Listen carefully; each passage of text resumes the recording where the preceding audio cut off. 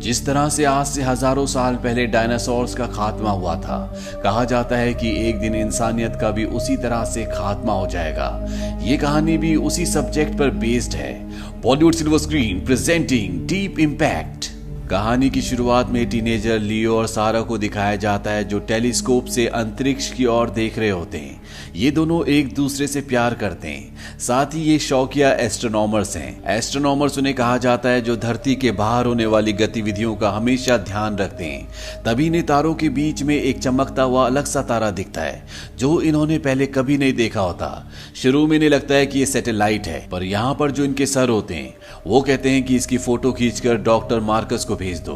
Doctor Marcus को अगले दिन ये फोटोज मिलती है और इन्हें देखकर वो चौंक जाते हैं, क्योंकि ये एक बहुत बड़ा कॉमेट होता है जो बहुत तेजी से धरती की तरफ आ रहा होता है, पर अभी भी वो धरती से लाखों किलोमीटर की दूरी पर होता है। इसीलिए धरती तक पहुंचने में उसे कई महीने लगेंगे। डॉक्टर मार्कस वॉल्फ इस पूरी इंफॉर्मेशन को एक डिस्क के अंदर सेव करते हैं और उसके बाहर अपना सरनेम वॉल्फ और साथ ही साथ लियो का सरनेम बिडरमैन लिख देते हैं, क्योंकि लियो ने उन तक ये इंफॉर्मेशन पहुंचाई थी। वो इसे अथॉरिटी तक पहुंचाना चाहते हैं, इसीलिए वो अपनी गाड़ी लेकर यहाँ से निकल जाते हैं। पर इससे पहले वो अथॉरिटी तक इस इंफॉर्मेशन को पहुंचाते उनकी गाड़ी का एक्सीडेंट हो जाता है, जिसमें उनकी मृत्यु हो जाती है। धीरे धीरे वक्त बीतता है और 1 साल हो जाता है। 1 साल बाद हमें दिखाया जाता है कि यूएस के सेक्रेटरी ऑफ ट्रेजरी, जिनका नाम एलन है, उन्होंने अपना इस्तीफा दे दिया है और इस्तीफे की वजह ये बताई जाती है कि उनकी पत्नी एली की तबीयत खराब है। पर एक रिपोर्टर जिसका नाम जेनी है, उसे शक होता है कि इसके पीछे कुछ और कहानी है। वो एलन से मिलने जाती है। वो उनके घर के बाहर देखती है, जहां पर खाने पीने और सर्वाइवल की बहुत सारी चीजें होती हैं। ऐसा लगता है कि एलन कहीं जाने की तैयारी कर रहे हैं। जेनी एलन से कहती है कि मुझे पता है कि तुम्हारे डिपार्टमेंट में बहुत सारी ऐसी खुफिया टेलीफोन लाइंस हैं जिनसे तुम डायरेक्ट प्रेसिडेंट से बात करते हो, और मैं ये भी जानती हूँ कि तुमने जो अपना इस्तीफा देने का कारण बताया है वो पूरा का पूरा झूठ है। एलन कहता है तो तुम इसे एक पब्लिक न्यूज बनाना चाहती हो। अगर ऐसा है तो तुम्हारे पास इतिहास की सबसे बड़ी खबर है, पर इससे किसी को कोई फायदा नहीं होगा। इतना कहकर वो चला जाता है। जेनी जब अपने घर की तरफ जा रही होती है, तभी उसके चारों तरफ कई सारी गाड़ियां आती हैं। ये एफबीआई के एजेंट्स होते हैं जो जेनी को अपने साथ पकड़ कर ले जाते हैं। उसके पास प्रेसिडेंट आते हैं और प्रेसिडेंट उसे कहते हैं कि जो भी तुम्हें पता है उस न्यूज को तुम फ्लैश मत करना। बदले में 2 दिन बाद जो व्हाइट हाउस में प्रेस कॉन्फ्रेंस होगी, वहां पर तुम्हें सेकंड रो में सीट दी जाएगी, जो किसी भी रिपोर्टर के लिए एक बहुत बड़ी बात है। जेनी बात मान जाती है, पर घर आकर वो एली की सच्चाई जानने की कोशिश करती है और उसे पता चलता है कि सेक्रेटरी ऑफ ट्रेजरी एलन ने इस्तीफे के दौरान जो अपनी पत्नी का नाम बताया था, एली, दरअसल वो ELLIE नहीं बल्कि ELE है, जिसका नाम है एक्सटिंक्शन लेवल इवेंट। ये वो इवेंट था जिससे धरती पर पूरी तरह से डायनासोर्स खत्म हो गए थे और अब शायद एक बार फिर से ऐसा ही कुछ होने वाला है। 2 दिन बाद जेनी व्हाइट हाउस में प्रेसिडेंट की प्रेस कॉन्फ्रेंस में जाती है, जहां पर प्रेसिडेंट बताते हैं कि हमारी धरती पर अक्सर मीटियोर और रॉक्स गिरते रहते हैं जिनका साइज एक कार के बराबर या फिर हमारे हाथ के बराबर होता है। पर जो कॉमेट अब धरती की तरफ आ रहा है वो माउंट एवरेस्ट से भी बड़ा है।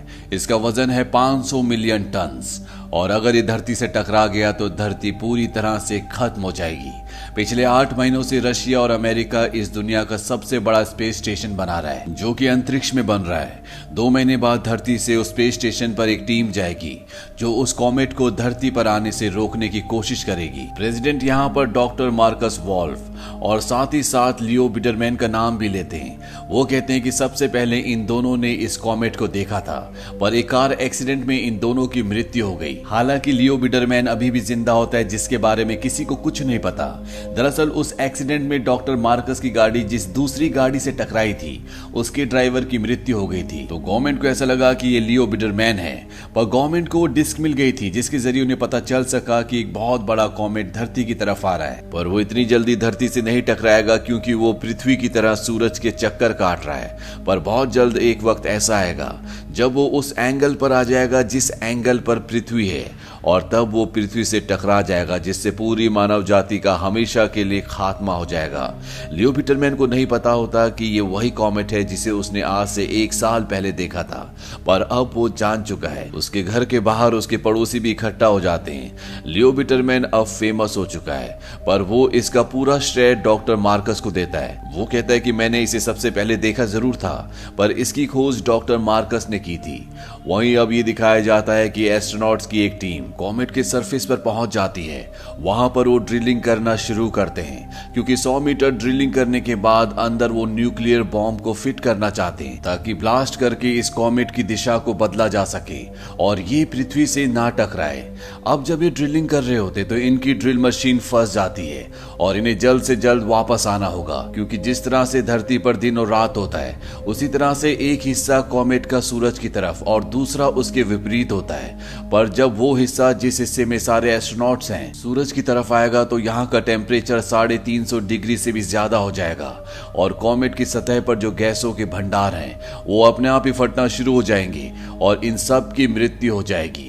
ये किसी तरह से वहां पर बॉम्ब को प्लांट कर देते हैं पर अब कॉमेट सूरज की दिशा में आ चुका है जिससे यहाँ पर बहुत ज्यादा गर्मी बढ़ जाती है और गैसों के भंडार फटना शुरू हो जाते हैं। इन्हीं में से एक एस्ट्रोनॉट का चेहरा सूरज की तरफ हो जाता है जिससे उसकी आंखें हमेशा के लिए खराब हो जाती है क्योंकि यहाँ पर गर्मी और रोशनी बहुत ज्यादा है। अब ये सब के सब अपने फ्लाइंग ऑब्जेक्ट तक पहुंचने की कोशिश करते हैं पर तभी एक एस्ट्रोनॉट के पैर के नीचे एक माइन फट जाती है जिससे वो अंतरिक्ष में कहीं खो जाता है। उसे लेने नहीं जाया जा सकता क्योंकि इनके फ्लाइंग ऑब्जेक्ट में इतना ज्यादा फ्यूल नहीं है कि ये कहीं भी जा सके। अब ये सब के सब अपने फ्लाइंग ऑब्जेक्ट में आकर यहाँ से निकल जाते हैं और जब कॉमेट से बहुत दूर चले जाते हैं तो ये एक ब्लास्ट करते हैं जिससे इनका फ्लाइंग ऑब्जेक्ट पूरी तरह से हिल जाता है और थोड़ा सा डैमेज भी हो जाता है पर इनका ये पूरा मिशन पूरी तरह से फेल हो जाता है क्योंकि ब्लास्ट के बाद कॉमेट अब 2 हिस्सों में बढ़ चुका है और ये दोनों हिस्से अब पृथ्वी की तरफ आ रहे हैं। एक हिस्सा बहुत बड़ा होता है और दूसरा हिस्सा उससे छोटा।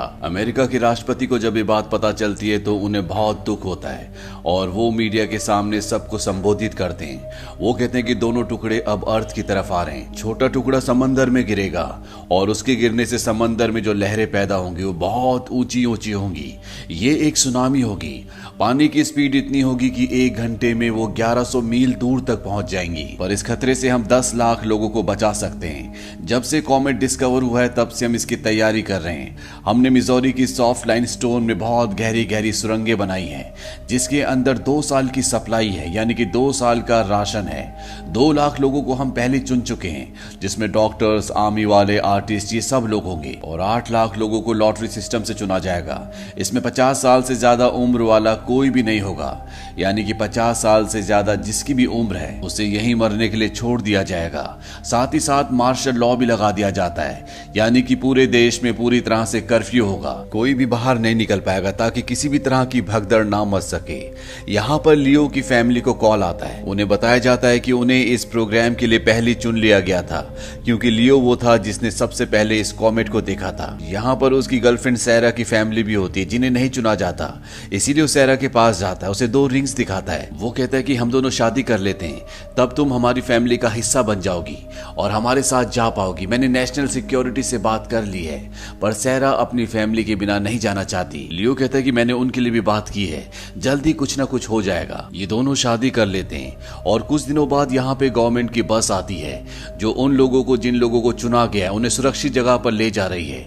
उसमें सैरा का नाम तो होता है पर उसके पेरेंट्स का नहीं होता। हालांकि लियो ने व्हाइट हाउस में रिक्वेस्ट की थी, उसे बताया गया था कि सैरा के पेरेंट्स का लिस्ट में नाम होगा पर यहाँ लिस्ट में नाम नहीं होता, इसीलिए उसके पेरेंट्स नहीं जा सकते।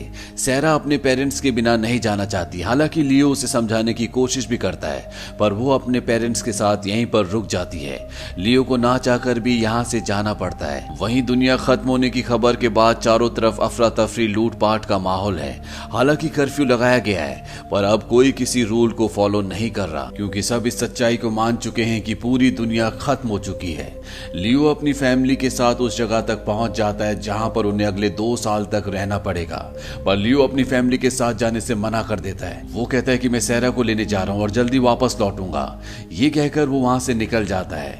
अब केवल 12 घंटे बचे जब पहला कॉमेट यानी कि छोटा वाला कॉमेट धरती से टकराएगा। वो बताते हैं कि इससे इतनी ऊंची ऊंची लहरें पैदा होंगी जो धरती के एक बहुत बड़े हिस्से को पूरी तरह से जलाशय कर देंगी। इसके ठीक 3 घंटे बाद बड़ा वाला कॉमेट कनाडा में कहीं टकराएगा और इससे इतना बड़ा धमाका होगा कि पूरी धरती धूल से भर जाएगी।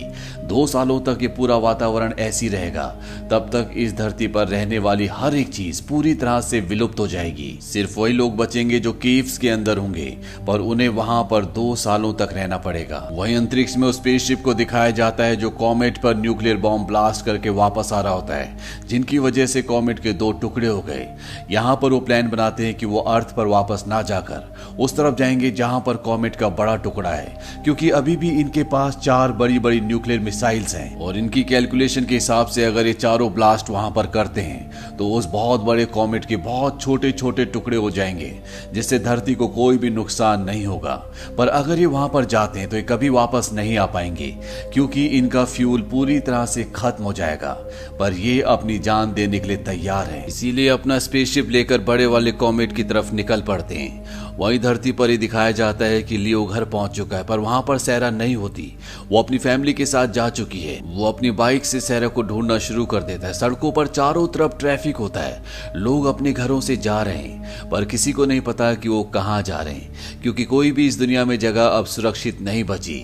लियो सैरा को ढूंढ लेता है और इस बार सैरा के पेरेंट्स उसे लियो के साथ भेजने के लिए मना लेते हैं। वो उसे कहते हैं कि तुम अपने छोटे भाई को भी ले जाओ। सैरा लियो को अपने भाई के साथ लेकर वहां से निकल जाती है। वहीं न्यूज रिपोर्टर जेनी को दिखाया जाता है, जिसके लिए हेलीकॉप्टर आ चुका है, क्योंकि उसका नाम भी उस लिस्ट में होता है। पर वो अपनी जगह अपनी दोस्त और उसके छोटे भाई को हेलीकॉप्टर में बिठा देती है और खुद अपने डैड से मिलने के लिए चली जाती है, जिनसे वो कई सालों से नाराज थी। पर अब उसने अपनी जिंदगी के आखिरी पलों में अपने पिता से सारे गिले शिकवे मिटा लिए। वो अपने पिता के गले से लग जाती है और तभी आसमान में दिखाया जाता है कि छोटा कॉमेट धरती तक पहुंच चुका है। वो आग की तरह जलता हुआ समंदर की ओर बढ़ रहा होता है और जब वो समंदर में गिरता है तो एक बहुत बड़ा ब्लास्ट होता है, जिससे बहुत ऊंची ऊंची लहरें पैदा होती है। जेनी जो समंदर के किनारे अपने पिता के साथ खड़ी होती है, वो उन लहरों में हमेशा के लिए समा जाती है।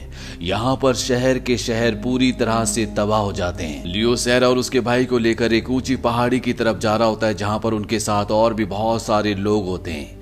वहीं अंतरिक्ष में हमें दिखाया जाता है जहां पर एस्ट्रोनॉट की टीम उस तरफ जा रही है जहां पर वो बड़ा कॉमेट है। यहाँ पर जितने भी एस्ट्रोनॉट्स होते हैं सब के सब अपने परिवार से बात करते हैं। ये उनके लिए एक बहुत ही इमोशनल पल होता है, क्योंकि वो जानते हैं कि आज के बाद कभी वो अपने परिवार की आवाज नहीं सुन पाएंगे। कुछ ही सेकंड्स के बाद उनका स्पेसशिप, जिसके अंदर 4 न्यूक्लियर बॉम्ब्स है, उस बड़े कॉमेट से टकराता है और इस टकराव से एक बहुत बड़ा ब्लास्ट होता है और उस विशाल कॉमेट के बहुत छोटे छोटे टुकड़े हो जाते हैं, जो धरती की कक्षा में आने के बाद जलना शुरू हो जाते हैं, यानी कि उनसे धरती को कोई भी नुकसान नहीं होगा। वहीं लियो, सारा और बहुत सारे और लोगों को दिखाया जाता है जो एक पहाड़ की चोटी पर चढ़ चुके हैं, यानी कि पानी इतना ऊपर नहीं आ सकता, और यहाँ से वो आसमान में होती हुई इस आतिशबाजी को देखते हैं। अगर ये बड़ा कॉमेट धरती पर गिर जाता तो धरती पर हर तरह का जीव जंतु, पशु पक्षी, पेड़ पौधे सब पूरी तरह से खत्म हो जाते। जिस तरह से आज से हजारों साल पहले डायनासोर्स खत्म हो गए थे, धरती पर सिर्फ वही लोग बसते जो धरती के नीचे सुरंगों में चले गए हैं, और वो भी 2 साल बाद ही वापस आ पाते, क्योंकि 2 साल के बाद ही यहाँ का वातावरण साफ हो पाता।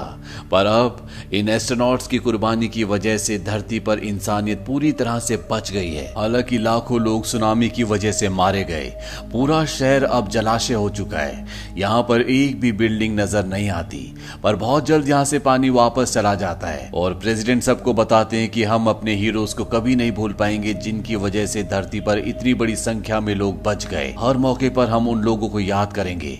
हमारे शहर पूरी तरह से तबाह हो चुके हैं, पर हम उन्हें दोबारा बसा लेंगे और अपने बच्चों को अपने हीरोज की, जिन्होंने अपनी कुर्बानी दी है, उनकी गाथाएं सुनाएंगे, और इस तरह से धरती का अंत होने से बच जाता है। तो ये थी पूरी कहानी डीप इम्पैक्ट की। ये साइंस फिक्शन मूवी ईयर 1998 में रिलीज हुई थी। IMDb पर इसकी रेटिंग है 6.2। इस मूवी का बजट था $80 मिलियन और बॉक्स ऑफिस पर इसने कमाई की थी $349.5 मिलियन की। उम्मीद करते हैं कि ये कहानी आपको पसंद आई होगी।